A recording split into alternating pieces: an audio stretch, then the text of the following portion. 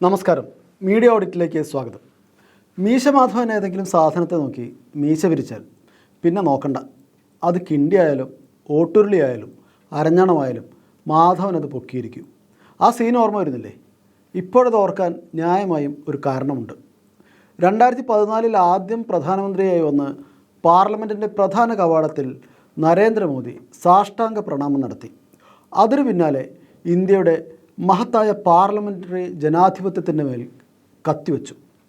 പാർലമെൻറ്റിനെ ഇരുട്ടിൽ നിർത്തിക്കൊണ്ട് 10 വർഷം കൊണ്ട് എന്തെല്ലാം ചെയ്തു നരേന്ദ്രമോദി, എന്തെല്ലാം അട്ടിമറികൾ. ദണ്ഡനമസ്കാരം നടത്തി ആദരമർപ്പിച്ച ആ മന്ദിരം ഇപ്പോൾ പാർലമെൻറ്റ് മന്ദിരമേ അല്ല. അതിനടുത്ത് സെൻട്രൽ വിസ്റ്റയിൽ പുതിയ ആഡംബര മന്ദിരം. അവിടെ മോദിയുടെ അധികാര ചിഹ്നമായ പഴയ ചെങ്കോൽ സ്ഥാപിച്ചിരിക്കുന്നു. ഇപ്പോഴിതാ ഭരണഘടന കൊണ്ടാണ് കയ്യാങ്കളി. ഇന്ത്യൻ റിപ്പബ്ലിക്കിൻ്റെ ജനാധിപത്യ മതനിരപേക്ഷ ഫെഡറൽ മൂല്യങ്ങളുടെയും ഈ മഹാഭാരതത്തിൻ്റെ ബഹുസ്വരതയുടെയും പ്രതീകമായ ആ മഹത് ഗ്രന്ഥത്തെ മാറോടണയ്ക്കുന്നു, തെരുതെര ചുംബിക്കുന്നു നരേന്ദ്രമോദി. അംബേദ്കറുടെ നേതൃത്വത്തിൽ തയ്യാറാക്കിയ ഭരണഘടനയല്ല, ബ്രാഹ്മണിക്കൽ ഹെജിമണിയെ അരക്കിട്ടുറപ്പിക്കുന്ന മനുസ്മൃതിയാണ് തങ്ങളുടെ ആധാരശില എന്ന് വിശ്വസിക്കുന്ന സവർക്കറൈറ്റുകളിൽ മുമ്പനാണ് മോദി. RSS അതിൻ്റെ പൂർണ്ണമായും നടപ്പാക്കുന്നതിന് തടസ്സം നിൽക്കുന്ന ഭരണഘടനയെ തരം കിട്ടിയാൽ അതിനെ കഷ്ണം കഷ്ണമാക്കി ധൂളികളാക്കി കാറ്റിൽ പറത്താൻ മോദിക്ക് അറിയാഞ്ഞിട്ടല്ല, പക്ഷെ വയ്യ. 400 സീറ്റ് നേടുമെന്ന് അഹങ്കരിച്ച ഏകാധിപതിക്ക് പക്ഷെ അതിനുള്ള അവസരം ജനങ്ങൾ നൽകിയില്ല. JDUവിൻ്റെയും TDPയുടെയും ഔദാര്യത്തിൽ മാത്രം BJPക്കും മോദിക്കും സാധ്യമായ ഭരണമാണിത്. അതിൻ്റെ സത്യപ്രതിജ്ഞ ചടങ്ങാണ് ഡൽഹിയിലെ റായ്സിന കുന്നിലെ രാഷ്ട്രപതി ഭവനിൽ കഴിഞ്ഞ ദിവസം അരങ്ങേറിയത്. മോഡി നയിക്കുന്ന NDA സർക്കാരിന് ആശംസകൾ അർപ്പിച്ച് നേരുന്നു നേർവഴി എന്ന ശീർഷകത്തിൽ മാതൃഭൂമി നൽകിയ മുഖപ്രസംഗത്തിൽ ഇങ്ങനെ പറയുന്നു. കഴിഞ്ഞ വെള്ളിയാഴ്ച പഴയ പാർലമെൻറ്റ് മന്ദിരത്തിലെ സെൻട്രൽ ഹാളിൽ NDA പാർലമെൻ്ററി പാർട്ടി യോഗത്തിനെത്തിയ നരേന്ദ്രമോദി രാജ്യത്തിൻ്റെ ഭരണഘടനയെ വണങ്ങിയതിന് രാഷ്ട്രീയമായ അർത്ഥതലങ്ങളുണ്ട്. ഭരണഘടനയോടും ജനാധിപത്യ സ്ഥാപനങ്ങളോടും നിഷ്കപടമായ കൂറ് പുലർത്തുന്ന ഭരണമാകും മോദിയും BJPയും ഇപ്രാവശ്യം കാഴ്ചവെക്കുക എന്ന് പ്രത്യാശിക്കാം. അതേസമയം മലയാള മനോരമ നെഞ്ചോട് ചേർക്കാം ഭരണഘടന എന്ന ശീർഷകമുള്ള മുഖപ്രസംഗത്തിൽ പറയുന്നത് എന്താണെന്ന് നോക്കൂ. കഴിഞ്ഞ ദിവസം പഴയ പാർലമെൻറ്റ് മന്ദിരത്തിലെ സെൻട്രൽ ഹാളിൽ പ്രധാനമന്ത്രി തൊട്ടു വണങ്ങിയതും ഇന്നലെ അദ്ദേഹവും മന്ത്രിമാരും ചൊല്ലിയ സത്യവാചകങ്ങൾ അടങ്ങിയതുമായ ഭരണഘടനയെ ചേർത്ത് പിടിച്ചുള്ളതാണ് ഭരണം എന്നുറപ്പാക്കിയാൽ അത് ജനാധിപത്യപരമായ സദ്ഭരണമാവും. വാസ്തവത്തിൽ മലയാള മാധ്യമങ്ങളുടെ കാപട്യമാണിത്. ഈ ഘട്ടത്തിൽ ഉപദേശത്തിൽ പൊതിഞ്ഞ് ചില കാര്യങ്ങൾ സ്നേഹപൂർവ്വം പറയുന്നു ഈ 2 പത്രങ്ങളും. 400-ലേറെ സീറ്റ് നേടി നരേന്ദ്രമോദി ഹാട്രിക് വിജയവുമായി അധികാരത്തിലെത്തുമെന്ന് എക്സിറ്റ് പോളുകൾ പറഞ്ഞപ്പോൾ അതുപയോഗിച്ച് എന്തെല്ലാം ആഘോഷങ്ങൾ നടത്തിയ പത്രങ്ങളാണിവ. മലയാള മനോരമയും മാതൃഭൂമിയും മാത്രമല്ല, എല്ലാ പത്രങ്ങളും അതുതന്നെ ചെയ്തു. മാത്രമോ 10 വർഷമായി ഭരണഘടനയെ അട്ടിമറിക്കാൻ മോഡി സർക്കാർ നടത്തിയ എല്ലാ ശ്രമങ്ങളെയും മൗനം കൊണ്ട് പിന്തുണച്ചവരാണ് ഈ മുഖ്യധാര മാധ്യമങ്ങൾ അത്രയും. BJP സർക്കാരിൻ്റെ ജനദ്രോഹ നയങ്ങൾ ജനങ്ങളിൽ എത്രമാത്രം അമർഷമുണ്ടാക്കിയിട്ടുണ്ട് എന്ന് തിരിച്ചറിയുന്നതിൽ ഈ തെരഞ്ഞെടുപ്പ് പ്രക്രിയയിലുടനീളം മാധ്യമങ്ങൾക്ക് കഴിഞ്ഞിട്ടുണ്ടോ എന്നതും ഒരു പ്രധാന ചോദ്യമാണ്. വിവിധ സംസ്ഥാനങ്ങളിൽ സഞ്ചരിച്ച ഈ മാധ്യമങ്ങളുടെ ലേഖകർക്കൊന്നും BJPക്കെതിരെ ഉത്തരേന്ത്യൻ ഗ്രാമങ്ങളിൽ രൂപപ്പെടുന്ന അമർഷം മനസ്സിലാക്കാൻ കഴിയാതിരുന്നതാണോ, അല്ലെങ്കിൽ ആ എതിർപ്പിനെക്കുറിച്ചുള്ള വാർത്തകൾ നൽകേണ്ടെന്ന ഉടമകളുടെ നിർദ്ദേശം അവർ അനുസരിക്കുകയായിരുന്നു എന്ന് ഇനിയും വ്യക്തമല്ല. 400 സീറ്റെന്ന് വീമ്പ് പറയുകയും ഒറ്റയ്ക്ക് ഭൂരിപക്ഷം കിട്ടാതാവുകയും ചെയ്ത BJPയുടെ പരാജയം മാത്രമല്ല ഈ തെരഞ്ഞെടുപ്പിൽ കണ്ടത്. മനുഷ്യർ എങ്ങനെയൊക്കെ ചിന്തിക്കുന്നു, അവരുടെ ജീവൽ പ്രശ്നങ്ങൾ പരിഹരിക്കുന്നതിൽ ഈ ഗവൺമെൻറ് എങ്ങനെയെല്ലാം പരാജയപ്പെട്ടു എന്നെല്ലാം മനസ്സിലാക്കുന്നതിൽ ഈ മാധ്യമങ്ങൾ പരാജയപ്പെട്ടു. വർഗീയ ധ്രുവീകരണം മാത്രം ലക്ഷ്യമാക്കിയ ഒരു സർക്കാരിനോട് UPയിലെയും മഹാരാഷ്ട്രയിലെയും മറ്റും കർഷകർ കരുതിവെച്ച രോഷം എത്രയെന്ന് അളന്നെടുക്കുന്നതിൽ പരാജയപ്പെട്ട ഇന്ത്യൻ മാധ്യമങ്ങളും ഈ തെരഞ്ഞെടുപ്പിലെ പരാജിതരുടെ പട്ടികയിലുണ്ട്. ജനങ്ങളും സമാന്തര മാധ്യമങ്ങളും ചർച്ച ചെയ്ത് എത്ര വിഷയങ്ങൾ മുഖ്യധാര മാധ്യമങ്ങൾ BJPക്ക് വേണ്ടി അവഗണിച്ചു എന്ന് പരിശോധിക്കുന്നത് രസകരമായിരിക്കും. ജനങ്ങൾക്ക് വേണ്ടി സംസാരിച്ചത് യൂട്യൂബിലെയും ചില ഓൺലൈൻ മാധ്യമങ്ങളിലെയും മാധ്യമപ്രവർത്തകരായിരുന്നു. ന്യൂസ് ക്ലിക്കിലെ പ്രബീർ പുർക്കാസ്തിയുടെ നേതൃത്വത്തിലുള്ള സംഘം, ധ്രുവ് റാഠി, രവീഷ് കുമാർ, അജിത് അഞ്ചും തുടങ്ങിയ സമാന്തര മാധ്യമപ്രവർത്തകരുടെ കൂടി ഇടപെടലിൻ്റെ ഫലമാണ് BJPക്കേറ്റ ഈ തിരിച്ചടി. രാജ്യത്ത് മുസ്ലിങ്ങൾ വേട്ടയാടുന്നതിനെക്കുറിച്ചോ BJP ഭരണത്തിൽ ഭയാനകമായ അഴിമതി ഇലക്ട്രൽ ബോണ്ടിൻ്റെ രൂപത്തിൽ വെളിപ്പെട്ടതിനെക്കുറിച്ചോ ഗൗരവപൂർവമായ ചർച്ച നടത്തിയത് മുഖ്യധാരയിലെ ഗോദി മീഡിയ അല്ല, മറിച്ച് യൂട്യൂബിലെയും the news minute, news laundry, scroll തുടങ്ങിയ ഓൺലൈനുകളിലെയും എന്തിനും സജ്ജരായ മാധ്യമപ്രവർത്തകരാണ്. മോദി കഴിവുകെട്ട ഭരണാധികാരിയാണെന്ന് വിളിച്ചു പറയാൻ ധൈര്യം കാണിച്ചതും അവർ മാത്രം.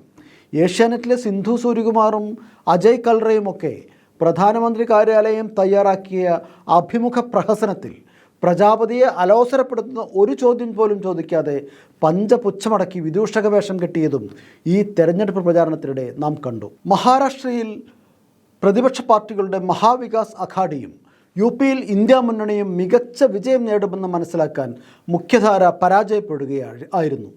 അതോ അവർ അക്കാര്യം ബോധപൂർവം മറച്ചുവെക്കുകയാണോ ചെയ്തത്? വിഷത്തെ വിഷമെന്നും വിദ്വേഷത്തെ വിദ്വേഷമെന്നും പറയാൻ മടിച്ചവരുടെ മുഖംമൂടി അഴിഞ്ഞു വീണ ദയനീയ കാഴ്ചയാണ് ഈ തെരഞ്ഞെടുപ്പ് പ്രക്രിയയിലുടനീളം ഇന്ത്യൻ മാധ്യമങ്ങളെ നിരീക്ഷിക്കുന്നവർക്ക് കാണാനായത്. ഈ തെരഞ്ഞെടുപ്പിൻ്റെ വോട്ടെണ്ണൽ പ്രക്രിയയിലുടനീളവും അതിനുശേഷവും മലയാള മാധ്യമങ്ങളുടെ BJP പക്ഷപാതിത്വം തെളിഞ്ഞു കാണുകയായിരുന്നു നമ്മൾ. സുരേഷ് ഗോപിയുടെ തൃശ്ശൂരിലെ വിജയത്തിൽ മിക്കവാറും അവതാരകരും ലേഖകരും മതിമറന്ന് ആഹ്ലാദിച്ചു. വാർത്താവതരണത്തിനിടെ അവർ ആഹ്ലാദ പ്രകടനം നടത്തുമോ എന്നുവരെ ആശങ്കപ്പെട്ടിട്ട് പോയിട്ടുണ്ടാവും പ്രേക്ഷകർ. അതിനിടെ ഏഷ്യാനെറ്റ് ന്യൂസിൽ PJ സുരേഷ് കുമാർ എന്ന അവതാരകൻ്റെ വക ഒരു പരിഹാസം. രാജസ്ഥാനിലെ സിക്കറിൽ CPIM സ്ഥാനാർത്ഥി അമ്രാറാം വിജയിച്ചത് തിരുവനന്തപുരത്തെ BJP സ്ഥാനാർത്ഥി രാജീവ് ചന്ദ്രശേഖരൻ്റെ ശമ്പളം പറ്റുന്ന അവതാരകന് അത്രയ്ക്കങ്ങ് രസിക്കുന്നില്ല. കോൺഗ്രസിൻ്റെ ഔദാര്യം കൊണ്ട് മാത്രം ഒരു CPIM സ്ഥാനാർത്ഥി ജയിച്ചുപോയി. കഴിഞ്ഞ തെരഞ്ഞെടുപ്പിൽ വെറും 31,000 വോട്ട് കിട്ടിയ CPIMനെ പിന്തുണയ്ക്കേണ്ട എന്ത് കാര്യമുണ്ടായിരുന്നു കോൺഗ്രസ്സിന് എന്ന ഉത്കണ്ഠയായിരുന്നു സുരേഷ് കുമാറിന്. 2019 വോട്ട് കണക്ക് സെർച്ച് ചെയ്ത് കണ്ടുപിടിച്ച സുരേഷ് കുമാറിന് അതിന് മുമ്പത്തെ തെരഞ്ഞെടുപ്പുകളിലെ വോട്ട് കണക്ക് നോക്കാൻ നേരമുണ്ടായില്ല. 2009 1.5 ലക്ഷത്തിലേറെ വോട്ട് നേടി കരുത്ത് തെളിയിച്ച നേതാവാണ് രാജസ്ഥാനിലെ മുൻ MLA കൂടിയായ അമ്രാറാം. സിക്കറിലെ വിവിധ മണ്ഡലങ്ങളിൽ നിന്ന് ജയിച്ച് MLA ആയ ആ കർഷക നേതാവായിരുന്നു കഴിഞ്ഞ NDA സർക്കാരിനെ ഞെട്ടിച്ച ഐതിഹാസികമായ കർഷക സമരത്തിൻ്റെ രാജസ്ഥാനിലെ കുന്തമുന. അക്കാര്യം മറച്ചുവെക്കുകയും BJP 25 സീറ്റും തൂത്തുവാരിയ 2019 തെരഞ്ഞെടുപ്പിലെ കണക്കെഴുന്നള്ളിച്ച് CPIMനെ അധിക്ഷേപിക്കുകയും ചെയ്ത അവതാരകന് ഒരൊറ്റ ലക്ഷ്യമേയുള്ളൂ: BJP നേതാവായ മുതലാളിയെ സന്തോഷിപ്പിക്കുക എന്ന ലക്ഷ്യം. തിരുവനന്തപുരത്ത് തോറ്റ മുതലാളി മന്ത്രിസ്ഥാനം കിട്ടാത്ത കലിപ്പിൽ പൊതുപ്രവർത്തനം തന്നെ അവസാനിപ്പിക്കുകയാണെന്ന് Xൽ കുറിച്ചപ്പോൾ ഈ പരിഹാസമൊന്നും ഏഷ്യാനെറ്റ് അവതാരകരുടെ വാക്കുകളിൽ കണ്ടില്ല. സംസ്ഥാനത്തെ NDAയുടെ ഉപാധ്യക്ഷനാണ് രാഷ്ട്രീയം മതിയാക്കുകയാണെന്ന് പ്രഖ്യാപിച്ചത്. പിന്നീട് ആ പ്രഖ്യാപനം തിരുത്തി MP-യും മന്ത്രിയൊന്നും ആവണ്ട, ഇനി BJP-കാരനായി തുടരാമെന്ന് ആയിരുന്നു തിരുത്ത്. എന്നാലും ഈ പ്രമുഖന് ഇങ്ങനെയൊരു നിരാശയുണ്ടായപ്പോൾ വാസ്തവത്തിൽ അതൊരു അന്ത്യചർച്ചയ്ക്കുള്ള മെറ്റീരിയൽ അല്ലേ? NDA ഉപാധ്യക്ഷനായ ഒരു നേതാവ് ഞെട്ടിക്കുന്ന ഒരു പ്രഖ്യാപനം നടത്തിയിട്ട് അതേക്കുറിച്ച് ഒരു ചർച്ച നടത്താൻ പോലും തയ്യാറാവാതെ അവഗണിച്ചത് എന്തായാലും മോശമായിപ്പോയി ഏഷ്യാനെറ്റ്. മറ്റു മാധ്യമങ്ങളും അതങ്ങ് കണ്ടില്ലെന്ന് നടിച്ചു. അതവിടെ നിൽക്കട്ടെ. സത്യപ്രതിജ്ഞ കഴിഞ്ഞ് മണിക്കൂറുകൾക്ക് ശേഷം BJP അധ്യക്ഷൻ JP നദ്ദയുടെ വീട്ടിൽ നടന്ന അത്താഴ വിരുന്നിൽ തനിക്ക് മന്ത്രിസ്ഥാനമേ വേണ്ടെന്ന് മാധ്യമങ്ങളോട് സുരേഷ് ഗോപി പറഞ്ഞതിനെ എത്ര വിദഗ്ധമായാണ് മാധ്യമങ്ങൾ മറച്ചുവെച്ചത്. പിറ്റേന്നിറങ്ങിയ പത്രങ്ങളിൽ ദേശാഭിമാനിയും ജനയുഗവും വർത്തമാനവും ഒഴികെ മറ്റൊന്നിലും 1-ാം പേജിൽ സുരേഷ് ഗോപിയുടെ ഈ അതൃപ്തി വാർത്തയായിട്ടേയില്ല. നടൻ മന്ത്രിയായ ശേഷം ജമാഅത്തെ ഇസ്ലാമിയുടെ ഉടമസ്ഥതയിലുള്ള മീഡിയ 1 ചാനലിനെ ഭരണഘടനയെ മാനിക്കാത്തവർ എന്ന് അധിക്ഷേപിച്ചതിന് മാധ്യമത്തിൽ പോലും പ്രാധാന്യമില്ല. ഈ വാർത്ത നൽകാത്തവർക്ക് എങ്ങനെയാണ് സത്യപ്രതിജ്ഞ കഴിഞ്ഞ നിമിഷത്തിൽ തന്നെ NCP അജിത് പവാർ വിഭാഗവും ശിവസേനയിലെ ഒരു വിഭാഗവുമൊക്കെ മന്ത്രിസ്ഥാനം നൽകാത്തതിൽ പ്രകടിപ്പിച്ച അതൃപ്തി വാർത്തയാക്കാൻ തോന്നുക? BJPയോട് മാധ്യമം അടക്കമുള്ള പത്രങ്ങൾക്കുള്ള വികാരം ഭയമാണോ ഭക്തിയാണോ എന്ന് തിരിച്ചറിയാനാവാത്ത വിധം കൂടിക്കുഴഞ്ഞ് കിടക്കുകയാണ്. എളമരം കരീം, ബിനോയ് വിശ്വം, ജോസ് കെ മാണി എന്നിവർ രാജ്യസഭയിൽ നിന്ന് വിരമിക്കുമ്പോൾ ഒഴിവ് വരുന്ന 3 സീറ്റിൽ 2 1 കേരള കോൺഗ്രസിനും 1 CPIക്കും നൽകാൻ ഇടതുമുന്നണി തീരുമാനിക്കുന്നു. ഈ വിവരം വന്നപ്പോൾ ചാനലുകൾ ആദ്യം സ്ക്രോൾ ചെയ്തത് CPIM വിട്ടുവീഴ്ച ചെയ്തു എന്നാണ്. ഒരു സീറ്റിന് അവകാശം ഉന്നയിക്കാമായിരുന്നിട്ടും മുന്നണിയുടെ കെട്ടുറപ്പ് പരിഗണിച്ച് മറ്റു പാർട്ടികളെ പരിഗണിക്കുകയായിരുന്നു പ്രധാന പാർട്ടിയായ CPIM. സ്വാഭാവികമായും CPIM വിട്ടുവീഴ്ച ചെയ്തു എന്ന പ്രയോഗത്തിൽ കാര്യമായ തെറ്റൊന്നും ആർക്കും കാണാൻ കഴിയില്ല. പോകെ പോകെ ഈ വിട്ടുവീഴ്ച എന്ന പ്രയോഗത്തിൽ പെട്ടെന്നൊരു മാറ്റം. വിട്ടുവീഴ്ച മാറി പൊടുന്നനെ മുട്ടുമടക്കലാകുന്നു. CPIM കേരള കോൺഗ്രസും അടക്കമുള്ള ഘടകകക്ഷികൾക്ക് മുമ്പിൽ മുട്ടുമടക്കി എന്ന് വരുത്തി തീർക്കണം. CPIM ദുർബലമായി എന്ന് സ്ഥാപിക്കണം. പ്രയോഗങ്ങളിലെ ഈ മാറ്റത്തിലൂടെ മാധ്യമങ്ങൾ സന്നിവേശിപ്പിക്കുന്നത് അവരുടെ രാഷ്ട്രീയമാണ്. വാക്കുകളിലും പ്രയോഗങ്ങളിലും മാത്രമല്ല, കുത്തിലും കോമയിലും ഇടയ്ക്കുള്ള നിശബ്ദതയിൽ പോലും രാഷ്ട്രീയമുണ്ടെന്നർത്ഥം. പിണറായി വിജയൻ്റെയും VS അച്യുതാനന്ദൻ്റെയും കോടിയേരി ബാലകൃഷ്ണൻ്റെയും മക്കളുടെ പേര് മലയാളികൾക്ക് സുപരിചിതമാക്കിയത് ഇവിടുത്തെ മാധ്യമങ്ങളാണ്. അവരെ അധിക്ഷേപിക്കാനും അവരുടെ സ്വകാര്യതയിൽ കടന്നു കയറാനും എന്തുത്സാഹമാണ് എന്നും മാധ്യമങ്ങൾക്ക്. ആരോപണങ്ങൾ തെറ്റെന്ന് കോടതി തന്നെ പറഞ്ഞിട്ടും ഒരു സ്ത്രീ എന്ന പരിഗണന പോലുമില്ലാതെ ചാനലുകളും പത്രങ്ങളും വീണയെ വേട്ടയാടുന്നു. പ്രതിപക്ഷം അത് ഉച്ചത്തിൽ വിളിച്ചു പറയുന്നു. എന്നാൽ ഇന്ന് മറ്റൊരു VIP മകൻ്റെ പേര് ഒരു കേസന്വേഷണവുമായി പൊങ്ങി വന്നിരിക്കുന്നു.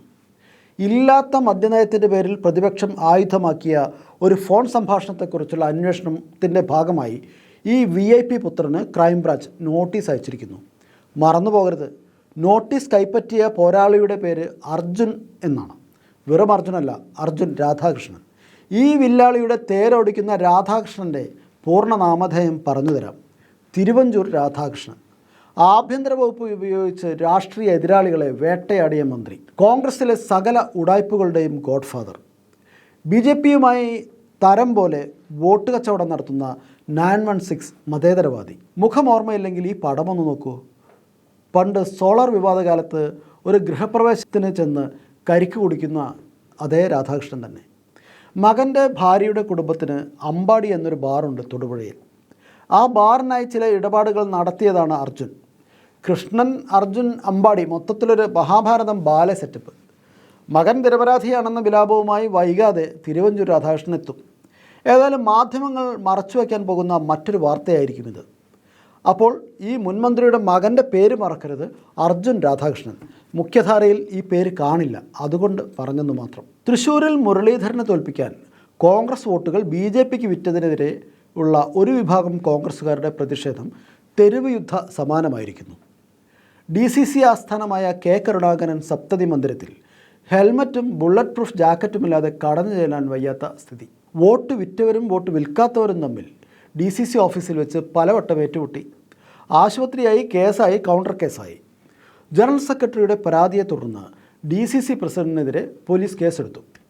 പരാതി നൽകിയ ജനറൽ സെക്രട്ടറി സജീവൻ കുര്യച്ചിറയുടെ വീട് ആക്രമിക്കുന്നു. മാധ്യമങ്ങൾക്ക് ഇതൊന്നും വലിയ വാർത്തയേ അല്ല.